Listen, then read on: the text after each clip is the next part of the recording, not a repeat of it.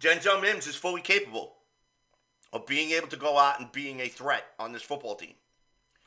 And I have said from the offseason that in order for him to make this 53-man roster, he needs to play at a level in which is going to force the New York Jets to keep him here. So far, they have denied his request to release him. Denzel Mims' agent, through his agent, has asked for a trade. Now, apparently, he and Robert Saleh have beef. Don't know what it's about. Probably because of the fact that Denzel Mims probably did not get any play. Well, there's a reason for that.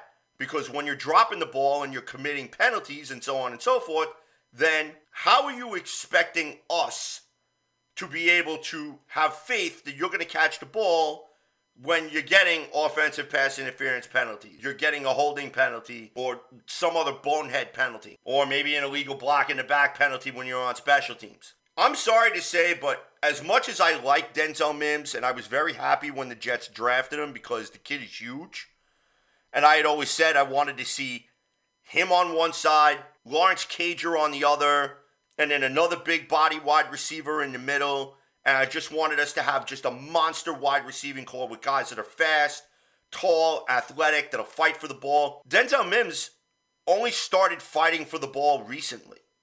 I mean, if you go and take a look at his stats, the stats don't jump off at the page and say, whoa, Jets can't get rid of this guy. What are you talking about? Guy's a beast. No, can't. He had issues with his health. He had issues with the playbook. And then not only that, but when he was put on the field, he did not make enough of an impact where both Mike LaFleur and Robert Saleh are saying we need to find a way to get this kid in the game. Now, this offseason, the kid put the work in. He busted his ass. He had his best game of the preseason so far. And he's giving the Jets a legitimate problem at wide receiver to say, we have to consider keeping him. Or if you're going to move him, you need to get somewhat decent capital for him. You're not going to trade him for a conditional 7th round pick, a slightly used jockstrap, or a good humor popsicle. You're going to want to get something legitimate. All right? So, with that, Denzel Mims, where he goes, it's going to be very fascinating tomorrow to see if Denzel Mims does in fact get moved, or if he does end up on the 53-man roster. It's going to be very fascinating to find out if it does happen. And I, for one, am going to be very curious to see if it happens. Because I liked Denzel Mims when we first drafted him, but then the kid started to grate on my nerves. Because it was first, you have this vertical weapon, you have this guy who's fast, who had issues with securing the ball, had issues with drops, right? It gave me flashbacks to Stephen Hill.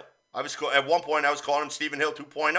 But the kid this season, over this offseason, you're going to be able to see, it. Hopefully, if they use him and they keep him, then it'll be a solid depth piece. But the Jets have a lot of competition at the wide receiver position. So, in my opinion, as well as Denzel Mims have played, I don't think he's done enough to crack the 53. So if you don't think that he's good enough to carry 6 or 7 wide receivers, creating a spot for Denzel Mims, then you got to move him. Plain and simple. Or you put him on the roster. But here's a caveat to that. You put him on the roster, you better use him. He better not be sitting on the bench picking his ass. He needs to be out there, and he needs to be playing. He needs to be out there, and he needs to be doing some damage with the football. Whether it's jet sweeps, whether you design a package with 5 plays just for him. Mike LaFleur, if he ends up on the 53-man roster, you need to find a way to use this kid. Because if you don't, and his kid goes someplace else and lights it up, guess who's going to look foolish? The New York Jets. But that doesn't mean that we should cut our nose off to spite our face if we end up putting him on the 53-man roster and he struggles again. This is the gamble that you take with a player like Denzel Mims. I'm not saying the kid sucks.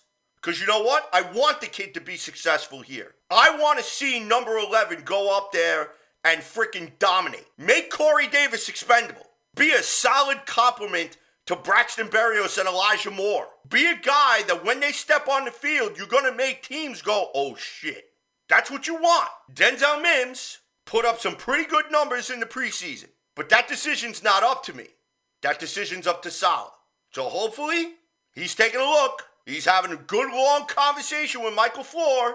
And whatever beef him and Denzel Mims got, they need to squash that if he's going to be on this roster. And Denzel Mims better be the good soldier and go out there and do what they ask him to do.